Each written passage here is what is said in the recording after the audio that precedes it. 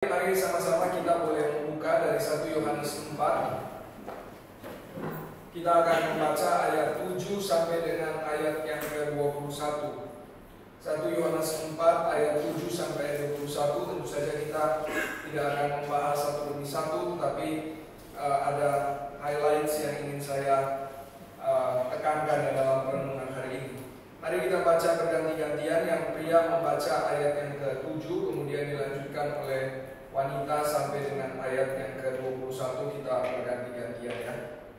1 Yohanes 4 ayat yang ke-7. Yang pria terlebih dahulu. Saudara-saudaraku yang kekasih, marilah kita saling mengasihi, sebab kasih itu berasal dari Allah, dan setiap orang yang mengasihi lahir dari Allah dan mengenal Allah. Maka siapa tidak mengasihi, dia tidak mengenal Allah, sebab Allah adalah kasih. Dalam hal inilah kasih Allah dinyatakan di tengah-tengah kita, yaitu bahwa Allah telah mengutus anaknya yang tunggal ke dalam dunia supaya kita hidup olehnya. Inilah kasih itu, bukan kita yang telah mengasihi Allah, tapi Allah yang telah mengasihi kita dan yang telah mengutus anaknya sebagai kebaikan dari dosa-dosa kita. Saudara-saudara yang dikasihi, jikalau Allah sedemikian mengasihi kita, maka haruslah kita juga saling mengasihi. Tidak ada seorang pun yang pernah melihat Allah. Jika kita saling mengasihi, Allah tetap di dalam kita, dan kasihnya sempurna di dalam kita. Demikianlah kita ketahui bahwa kita tetap berada di dalam Allah dan Dia di dalam kita. Dia telah melampiaskan kita mendapat bagian dalam Roh-Nya. Dan kami telah melihat dan bersaksi bahwa Bapa telah mengutus anaknya menjadi juru selamat dunia. Barang siapa mengaku bahwa Yesus adalah anak Allah, Allah tetap berada di dalam Dia dan Dia di dalam Allah. Kita telah mengenal dan telah percaya akan saksi Allah kepada kita. Allah adalah kasih, dan barang siapa tetap berada di dalam kasih, ia tetap berada di dalam Allah dan Allah di dalam Dia. Dalam hal inilah kasih Allah sempurna di dalam kita, yaitu kalau kita mempunyai keberanian percaya pada hari penghakiman, karena sama seperti Dia, kita juga ada di dalam dunia. Di dalam kasih tidak ada ketakutan. Kasih yang sempurna menjadikan ketakutan. Sebab ketakutan mengandung hukuman, dan barang siapa takut, ia tidak sempurna dalam kasih. Kita mengasihi karena Allah lebih dahulu mengasihi kita. Jikalau seorang berkata, aku mengasihi Allah, dan ia membenci saudaranya, maka ia adalah pendusta. Karena barang siapa tidak mengasihi saudaranya yang dilihatnya, tidak mungkin mengasihi Allah yang tidak dilihatnya. Dan perintah ini kita terima dari Dia. Barang siapa mengasihi Allah, dia harus juga mengasihi saudara-saudaranya. Kita berdoa. Tuhan, kiranya Engkau sekali lagi memberikan kepada kami firman-Mu, memberikan kepada kami sekali lagi makanan rohani, sehingga kami boleh dikuatkan, kami boleh makin sadar, makin tahu bagaimana seharusnya kami hidup sebagai anak-anak Allah, dan kami boleh makin menyatakan Kristus di dalam hidup kami, makin memancarkan keindahan-Mu. Kiranya Tuhan menolong, berilah firman di tengah-tengah kami, Tuhan hadir di tengah-tengah kami, dan kiranya Tuhan boleh menyatakan isi hati-Mu. Kami sungguh mohon anugerah-Mu, kiranya Tuhan berbelas kasihan. Dalam nama Yesus kami berdoa dan bersyukur. Amin. Ya, saudara-saudara sekalian, tema kita kan yang mengasihi yang tak terlihat dan terlihat ya. Seperti tema itu ya, mistis gitu ya. Mengasihi yang terlihat dan tak terlihat. Di brosur juga yang tak terlihatnya kurang kelihatan juga tulisannya ya. Itu diambil dari 1 Yohanes 4 ini ya. 1 Yohanes 4 ayat yang ke-20 ya, yaitu barang siapa mengasihi Allah, Allah itu kan tidak dilihat ya, tidak terlihat. Dia pasti akan mengasihi juga yang tak terlihat, yaitu saudara seiman. Nah, saudara-saudara sekalian, bagian yang tadi kita baca itu bicara tentang orang-orang yang sudah lahir baru. Jadi bagaimana seharusnya orang-orang yang sudah lahir baru itu hidup? Lahir baru berarti dia lahir dari Allah. Kita lahir bukan karena kita yang melahirkan diri kita sendiri, tentu saja ya. Kita lahir karena ada orang tua yang melahirkan kita ya. Maka sama juga prinsipnya ya, di dalam kelahiran rohani kita juga lahir bukan karena kita yang dengan kekuatan kita sendiri membuat hidup kita, hati kita menjadi baru, tapi karena Allah yang melahirbarukan kita. Nah, Allah yang melahirbarukan adalah Allah yang kasih. Maka Allah yang telah kasih melahirbarukan kita, harusnya kita juga mengasihi, karena yang melahirbarukan kita adalah Allah yang adalah kasih, ya. Jadi kenapa harus mengasihi? Karena Allah kita adalah Allah yang kasih adanya. Ini yang Yohanes ingin mulai pembicaraan mengenai bagaimana hidup mengasihi, dimulai dari doktrin Allah. Siapa Allah? Allah kasih. Maka kalau kita kenal Allah yang adalah kasih, ya hidup kita juga adalah hidup yang mengasihi, ya. Hidup yang mengasihi. Allah adalah kasih, tapi kita jangan putar ya bahwa kasih itu Allah. Itu nggak bisa, ya. Allah adalah kasih, tapi kasih bukan Allah. Kalau kasih adalah Allah, berarti ya kita memberhalakan kasih atau cinta itu, ya. Ini yang minggu lalu kan kita sudah bahas dan kita berdiskusi bersama, ya. Apa saja idolatry dalam hidup kita, ya. Salah satu idolatry ya bisa saja kasih, cinta. Itu bisa menjadi idolatry dalam hidup kita. Jadi cinta tidak bisa menjadi Allah, ya. Tetapi Allah itu adalah kasih. Allah adalah kasih. Dari mana buktinya? Jadi surat 1 Yohanes itu banyak bergumul dengan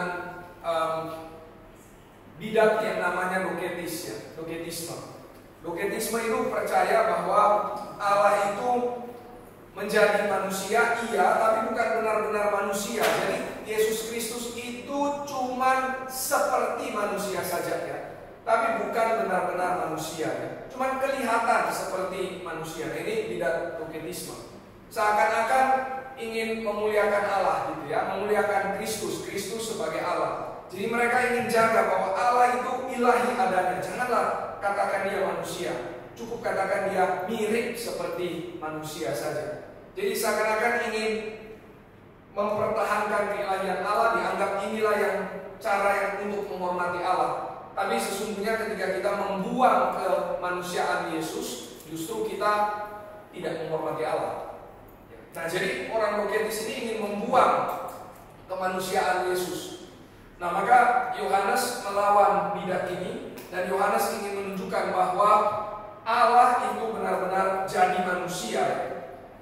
Tindakan kasihnya itu benar-benar nyata.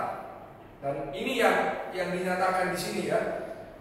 Di mana bukti cinta kasih Allah? Ayat 9, ayat 10 di situ mengatakan, dalam hal inilah kasih Allah dinyatakan di tengah-tengah kita, ya. Di tengah-tengah kita berarti benar-benar visible, ya, benar-benar terlihat. Kasih dari Allah itu bukan kasih yang bersifat idea, ya. Kasih yang bersifat pemikiran semata. Tapi kasih dari Allah itu adalah kasih yang realistis, yang nyata, yang dapat dialami, yang kelihatan. Allah itu berinkarnasi, ya. Allah berinkarnasi menjadi manusia, sehingga kasihnya ya benar-benar kelihatan. Kelihatan bagaimana? Ya ini ayat 9 dan ayat yang ke-10, ya. Yaitu bahwa Allah telah mengutus anaknya yang tunggal ke dalam dunia supaya kita hidup olehnya. Kemudian ayat 10 dikatakan, Allah mengasihi kita dan telah mengutus anaknya sebagai pendamaian bagi dosa-dosa kita. Jadi ada kasih yang nyata yang dinyatakan oleh Tuhan kepada kita melalui mengirimkan anaknya yang tunggal, Tuhan kita Yesus Kristus. Jadi karena Allah adalah kasih, maka dua implikasi, ya. Dua implikasi. Pertama, kalau Allah adalah kasih, maka kita juga akan mengasihi sesama. Ya, kita akan mengasihi sesama. Sekali lagi, ya, yang lahir dari Allah, Allah yang adalah kasih, maka dia juga akan membawa kasih. Dia akan mengasihi sesama. Nah, maka implikasi pertama, kalau kita sadar bahwa Allah itu sudah mengasihi kita, kita juga akan mengasihi sesama. Nah, yang menarik di sini, Yohanes sangat keras, ya, mengatakan kalau kita justru tidak mengasihi sesama, maka kita adalah pendusta. Pendusta, ya. Jadi kita tidak bisa bilang bahwa ya kita mengasihi Tuhan, ya. Betul nggak kamu mengasihi Tuhan? Oh iya, saya betul-betul mengasihi Tuhan. Tapi kamu mengasihi sesama nggak? Nah, itu yang susah. Tapi kalau mengasihi Tuhan, iya betul-betul mengasihi Tuhan. Nah, ini bagi Yohanes, ini pendusta. Berarti nggak betul-betul mengasihi Tuhan, nggak betul-betul mengenal Kristus. Karena kalau betul-betul kenal Kristus, kita juga akan mengasihi. Kita memancarkan Allah yang kita kenal itu, yang adalah kasih. Ya. Jadi kalau kita tidak mengasihi, sekali lagi pendusta. Ya. Pendusta itu apa ya? Kalau dipikir-pikir ya, pendusta itu berarti hidupnya tidak terintegrasi. Itu pendusta ya. Jadi yang ada di pikiran beda dengan yang dia omongkan. Nah, ini kan kita bisa bilang dia pendusta ya. Katanya baik ya, tapi kemudian tindakannya tidak sesuai dengan apa yang dia pikir baik. Nah, ini tidak terintegrasi hidupnya. Ini pendusta ya. Nah, kita juga bisa jadi pendusta ya, orang Kristen, orang yang orang reform bahkan ya. Kita secara pikiran kenal siapa Tuhan kita, dan kita mengatakan kita setuju Allah itu mengasihi kita. Kita bisa katakan bahwa bukan kita yang mengasihi Allah, Allah yang terlebih dahulu mengasihi kita. Oh, itu betul 100%, itu teologi reformnya. Bukan kita yang terlebih dahulu mengasihi Allah, Allah mengasihi kita, betul. Oke? Itu pikiran kita, itu pemahaman kita. Tapi hidup kita tidak mengasihinya. Ini satu kritikan bagi setiap kita yang termasuk saya sendiri ya. Jadi pikiran sih tahu Tuhan mengasihi, tapi hidup jadi tidak mengasihi. Nah, di sini putusnya kan, di sini konfliknya. Hidup, pikiran dan hidup itu berbeda. Pikiran dan yang dijalankan berbeda, tidak terintegrasi. Nah, ini pendusta. Kita percaya Allah kita itu berinkarnasi, percaya Allah kita berinkarnasi dalam Yesus Kristus. Percaya tak tindakan kasih Allah itu nyata? Percaya. Tapi kita tidak menyatakannya di dalam hidup kita. Nah, ini pendusta sekali lagi. Sangat keras ya. Bukan kalau tidak menyatakan kasih Allah, tidak menyatakan kasih Allah kepada sesama berarti kurang bertumbuh. Nah, itu masih terlalu soft ya. Yohanes mengatakan pendusta. Maka mari kita bukan hanya punya pikiran yang benar, tapi hidup kita juga benar. Hidup kita harus sesuai dengan apa yang kita percaya. Kalau kita mengasihi Allah di dalam kita ya, kita mengasihi Allah yang adalah kasih, maka seharusnya kita juga mengasihi sesama ya. Nah, orang yang mengasihi sesama, dia berarti menyatakan Allah dalam hidupnya. Sekali lagi ya, orang yang mengasihi sesama berarti dia menyatakan Allah di dalam hidupnya. Ini ayat yang ke-16 ya. Allah adalah kasih, dan barang siapa tetap berada di dalam kasih, ia tetap berada di dalam Allah, dan Allah di dalam dia. Ya, jadi orang yang mengasihi sesama berarti dia menyatakan Allah di dalam dia, Allah hidup di dalam dia. Orang yang mengasihi sesama berarti dia bersekutu dengan Allah. Ini yang Yohanes maksudkan ya. Jadi kalau kita kurang mengasihi, itu masalahnya kita yang kurang bersekutu berarti dengan Tuhan. Nah, jadi kita itu mau dekatkan ya, ayo kita bersekutu bersama. Ya, memang boleh saja ya dorongan seperti itu. Tapi dorongan paling pertama justru kita bersekutu dengan Tuhan. Kita harus makin bertumbuh dalam Tuhan. Justru kalau kita makin bertumbuh dalam Tuhan, maka kita akan makin mengasihi sesama. Mau kita berbusa-busa minta, ayo kita bersekutu, ayo kita saling kenal satu sama lain. Tapi kalau kita kurang kenal Tuhan, maka kita tidak akan sulit kita untuk mengasihi satu sama lain. Sekali lagi, orang yang bersekutu di dalam Allah, itulah orang yang mengasihi. Persekutuan di dalam Allah terpancar di dalam kehidupan dia yang mengasihi. Jadi ini implikasi pertama ya. Kalau kita kenal Allah, kalau kita sudah lahir baru, kalau kita adalah anak-anak Allah, maka Yohanes mengatakan harusnya kita hidup di dalam kasih, mengasihi sesama, karena Allah menyatakan cinta kasih tersebut juga kepada kita. Kedua, kalau Allah adalah kasih, maka kita hidup bukan lagi di dalam ketakutan. Bukan lagi dalam ketakutan. Nah, di sini Yohanes itu memberikan kontras antara kasih dan takut. Kasih biasanya dikontraskan dengan apa kira-kira ya? Kasih biasanya dikontraskan dengan benci, ya. Cinta dikontraskan dengan benci biasanya ya. Tapi kok ini dikaitkan dengan ketakutan? Kalau ketakutan biasanya dikontraskan dengan keberanian. Nah, kalau begitu kenapa takut berarti tidak mengasihi? Kenapa ya? Kenapa? Karena kasih dikontraskan dengan takut kan ya. Ya, jadi orang yang takut itu orang yang tidak bisa mengasihi. Karena waktu dia takut berarti dia berpusat kepada dirinya sendiri. Itu orang takut ya. Orang yang takut berarti memikirkan safety dia sendiri. Itu orang yang takut ya. Kalau misalkan tiba-tiba gempa begitu ya, yang takut yang biasanya duluan itu lari ya. Ini menyelamatkan diri sendiri, safety first ya. Firstnya diri dia sendiri ya. Itu yang dia save, yang dia coba usahakan safety-nya ya.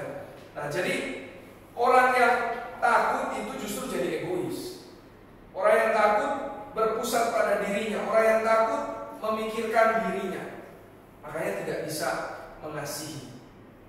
Sebaliknya ya, orang yang berani itu harusnya adalah yang mengasihi.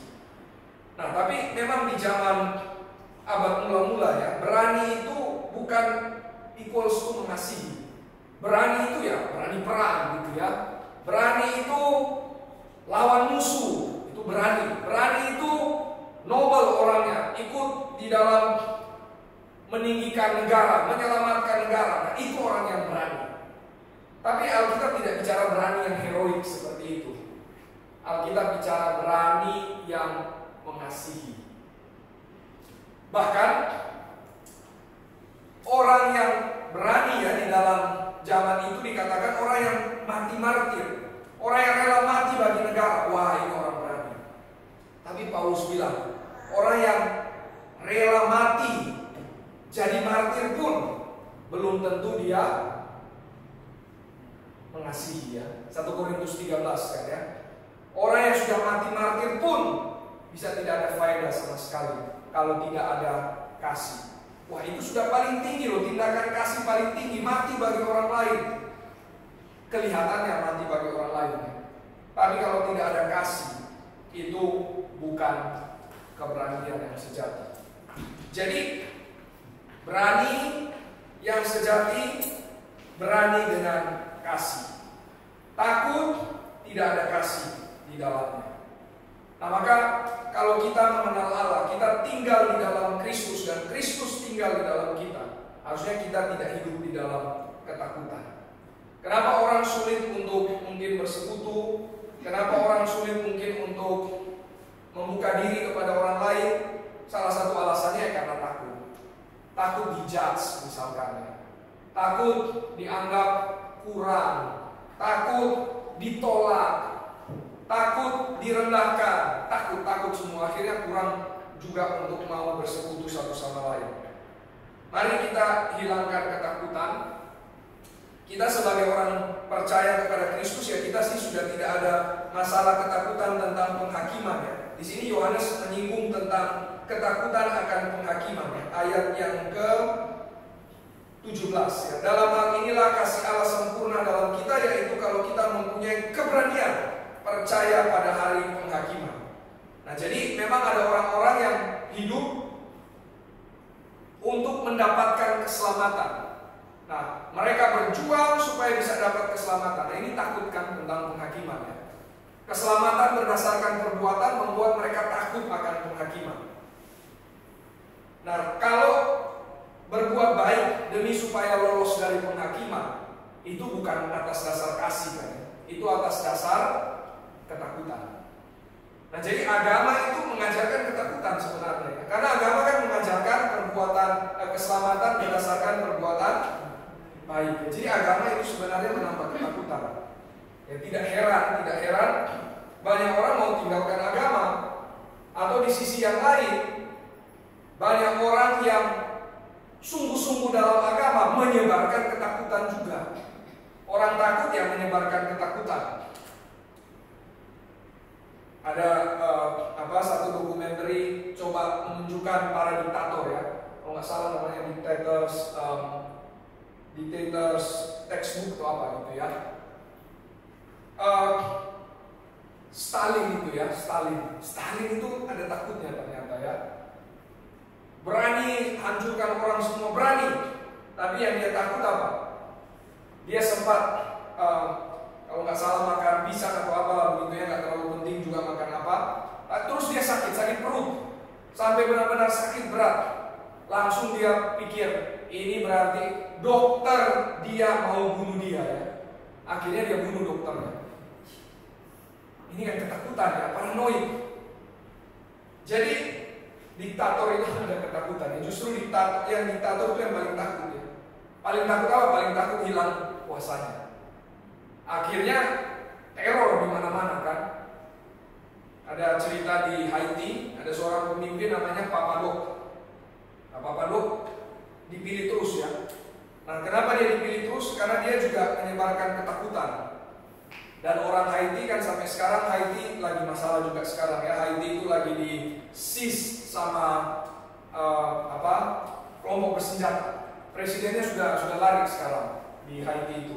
Dan Haiti mungkin ya sampai sekarang masih menjadi negara yang paling miskin di seluruh dunia. Nah, maka Papa Doc selalu bilang begini ya, wah ayo kamu mesti pilih saya. Kenapa? Kalau nggak pilih saya, nanti setan saya muncul di kulkas kamu. Waktu kamu buka kulkas, wah nanti setan saya muncul. Oke, kalau gitu mesti pilih Papa Doc.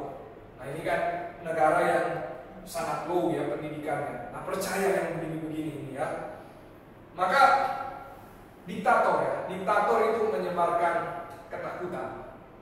Nah, maka orang yang takut itu tidak bisa mengasihi. Orang yang takut justru itu tidak berani. Agama itu menyebarkan ketakutan. Tidak heran Paulus itu jadi teroris kan ya. Menyebarkan ketakutan. Tidak heran banyak teroris-teroris yang lain muncul juga karena menyebarkan ketakutan. Tapi kekristenan itu tidak menyebarkan ketakutan.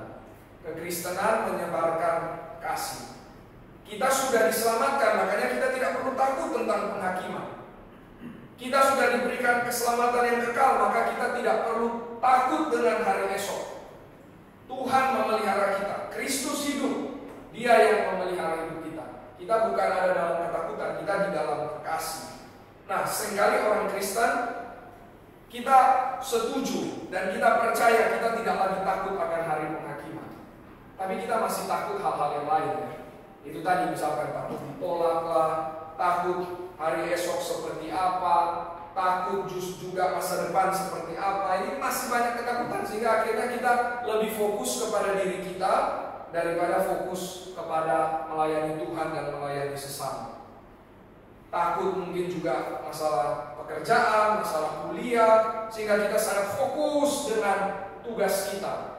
Sampai akhirnya kita tidak bersekutu dan tidak mengasihi sesama. Dan kalau sudah dipenuhi ketakutan, yang pertama-tama kita tidak bersekutu dengan Tuhan. Orang yang bersekutu dengan Tuhan mendapat penghiburan kasih, dan itu akan dinyatakan di dalam persekutuan dengan sesama. Nah, maka mari kita jadi orang yang berani. Tapi berani yang bukan bersifat heroik ya. Berani yang bukan penuh muscle, kekuatan, bukan. Berani seperti tentara, bukan. Tapi berani dalam hal mengasihi. Berani di dalam membuka diri, berani di dalam mengasihi satu sama lain, berani juga mungkin ketika kita ditolak dan seterusnya, tapi tetap bisa mengasihi. Karena Allah yang kita kenal adalah Allah yang kasih. Jadi mari kita mengasihi dan mari kita tidak dikuasai oleh ketakutan. Ketakutan seringkali menghalangi kita untuk mengasihi. Mari kita dikuasai oleh kasih dan keberanian dari Tuhan. Ya, mari kita berdoa. Tuhan, ajar kami untuk mengasihi seperti Allah yang sudah mengasihi kami dengan kasih yang nyata, yaitu Kristus yang sudah mati untuk kami. Allah, kami mengatakan kasih bukan hanya sekedar ide, tapi mengatakan kasih secara nyata melalui tindakannya. Kiranya ya Tuhan, kami juga bukan hanya bicara kasih secara pengetahuan, tapi betul-betul nyata di dalam hidup kami. Kasih Kristus itu nyata di dalam hidup kami kepada orang lain. Dan kiranya ya Tuhan, kasih itu membawa kami keluar dari ketakutan, sehingga kami bukan berpusat kepada diri, tapi berpusat kepada Tuhan, berpusat kepada sesama, sehingga hidup kami boleh menjadi hidup yang berbuah. Kiranya ya Tuhan, tolong biarlah di dalam Pemuda GRI Kertajaya ini kami boleh dilimpahi buah yang dari Tuhan, buah yang dapat dinikmati oleh sesama dan buah yang dapat dinikmati oleh Tuhan sendiri.